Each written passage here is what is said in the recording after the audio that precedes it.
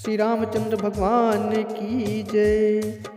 बहुत साल पहले की बात है। एक आलसी लेकिन भोला भाला युवक था आनंद। दिन भर कोई काम नहीं करता था, बस खाता ही रहता और सोए रहता। घर वालों ने कहा, तुम कुछ काम नहीं करते हो, निकल जाओ हमारे घर से, बस पड़े ही रहते हो। वह घर से निकलकर यूं ही भटकते हुए एक आश्रम पहुंचा। वहाँ उसने देखा कि एक गुरुजी हैं और उनके शिष्य कोई काम नहीं करते, बस मंदिर की पूजा करते रहते हैं। उसने मन में सोचा कि कितना बढ़िया है, कोई काम नहीं करना, कोई धाम, बस पूजा ही तो करना है। गुरुजी के पास जाकर पूछा, क्या मैं यहाँ रह सकता हूँ? गुरुजी बोले, हाँ हाँ क्यों नहीं, लेकिन मैं कोई काम नहीं कर सकता। गुरुजी ने कहा, कोई काम नहीं करना है, बस तुमको केवल पूजा करनी होगी। आनंद बोला, ठीक है, वह तो मैं आराम से कर लूँगा। अब आनंद महाराज के आश्रम में रहने लगा। ना कोई काम, ना कोई धाम, बस सारा दिन खाते रहो और प्रभु भक्ति में भजन गाते रहो। महीना भर हो गया, फिर एक दिन आई एकादशी। उसने रसोई में जाकर देखा कि खाने की कोई तैयारी नहीं है। तो उसने गुरुजी से पूछा कि आज खाना नहीं बनेगा क्या गुरुदेव? तो गुरुजी ने कहा, नहीं, आज तो भोजन नहीं बनेगा, आज एकादशी है और तुम्हारा भी उपवास है।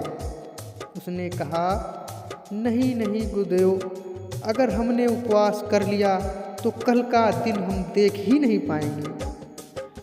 हम तो उपवास कर ही नहीं सकते, हमें तो बहुत ज़्यादा भूख लगती है। आपने पहले क्यों नहीं बताया था? गुरुजी ने कहा, ठीक है, तुम ना करो उपवास, पर खाना भी तुम्हारे लिए यहाँ कोई बनाएगा नहीं, तुमको अपना भोजन खुद बनाना पड़ेगा। अब बेचारा मरता क्या न करता, गया रसोई में। गुरुजी फिर आ गए तो गुरुजी ने कहा, देखो, अगर तुम खाना बना लो तो राम जी को भोग जरूर लगा देना और नदी के उस पार जाकर रसोई बनाना। आनंद बोला, ठीक है। उसने लकड़ी ली, आटा लिया, तेल लिया, घी ली, सब्जी लेकर आनंद महाराज चल गए। जैसे तैसे खाना भी बनाया। अब खाना लगा तो याद आया कि गुरुजी ने कहा था कि राम जी को भोग लगाना है। अब भैया बैठे पलथी मारकर और लगे भजन गाने। आओ मेरे राम जी, भोग लगाओ जी, प्रभु राम आइए, श्री राम आइए, मेरे भोजन का भोग लगाइए। अब उसने भजन गाया, लेकिन कोई नहीं आया। वह बेचैन हो गया कि यहाँ तो भूख लग रही है और राम जी आ ही नहीं रहे हैं।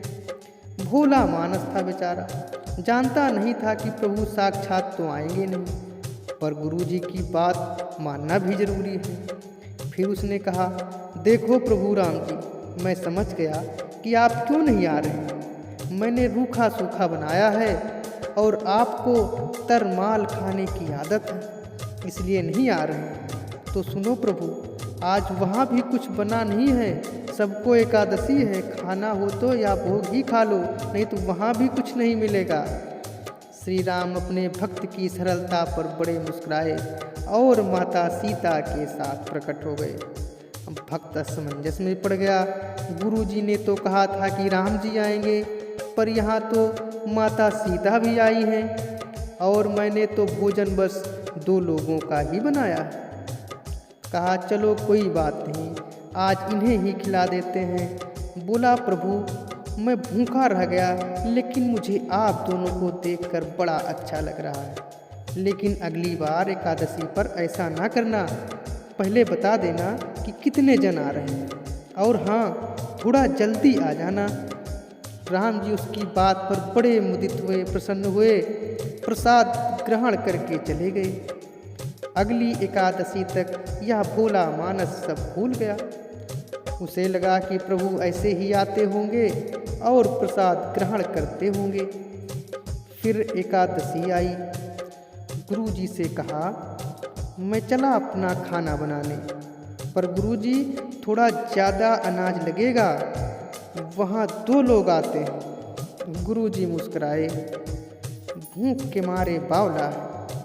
ठीक है, ले जितना अनाज लेना है ले और जा।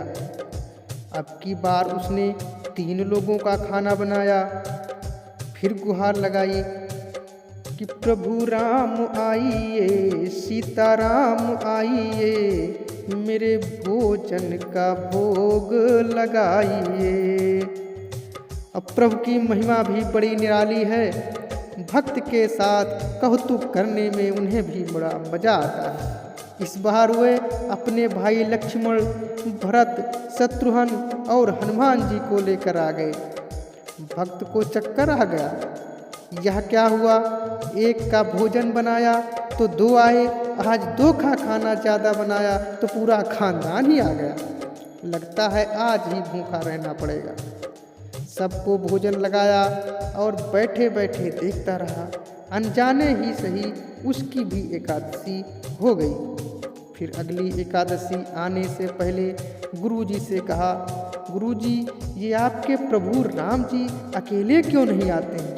हर बार कितने सारे लोग ले आते हैं। इस बार अनाज ज़्यादा देना आप हमें। गुरुजी को लगा कहीं ये अनाज बेचता तो नहीं, देखना पड़ेगा जाकर। भंडार में कहा, इसे जितना अनाज चाहिए दे दो और छुपकर उसे देखने चल पड़े। इस बार आनंद ने सोचा, खाना पहले नहीं बनाऊंगा, पता नहीं कितने लोग आ जाएं। पहले बुला लेता हूँ फिर बनाता हूँ। फिर टेल लगाई कि प्रभु राम आइए, सीताराम आइए, श्री राम आइए, मेरे भोजन का भोग लगाइए। तो क्या हुआ कि सारा राम दरबार मौजूद। इस बार तो हनुमान जी भी साथ आए, लेकिन यह क्या, प्रसाद तो तैयार ही नहीं। भक्त ठहरा भोला भाला, बोला प्रभु इस बार मैंने खाना नहीं बनाया है। प्रभु ने पूछा क्यों? बोला मुझे मिलेगा तो है नहीं, फिर क्या फ़ायदा बनाने का, आप ही बना लो और खुद ही खा लो। राम जी मुस्कुराए, सीता माता भी गदगद हो गई उसके मासूम जवाब से। लक्ष्मण जी बोले कि क्या करें प्रभु?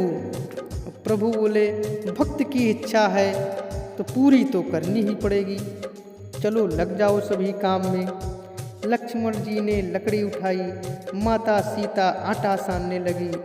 भक्त एक तरफ बैठकर देखता रहा। माता सीता रसोई बना रही थी तो कई ऋषि मुनि व यक्ष गंधर्व प्रसाद लेने आने लगे।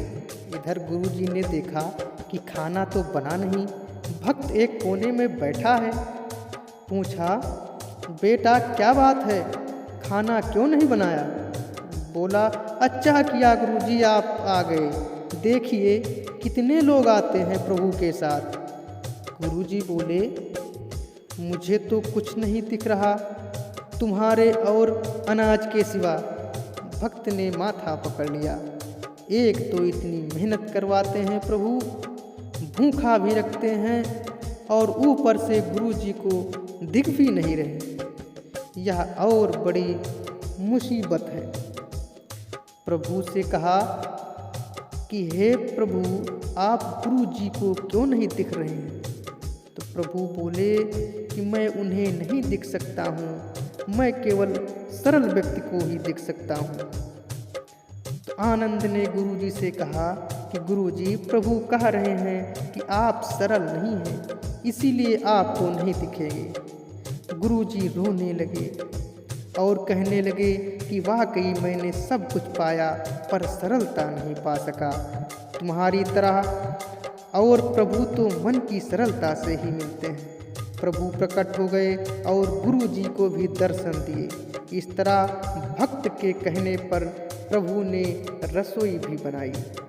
बोलो श्या रामचंद्र भगवान की जय।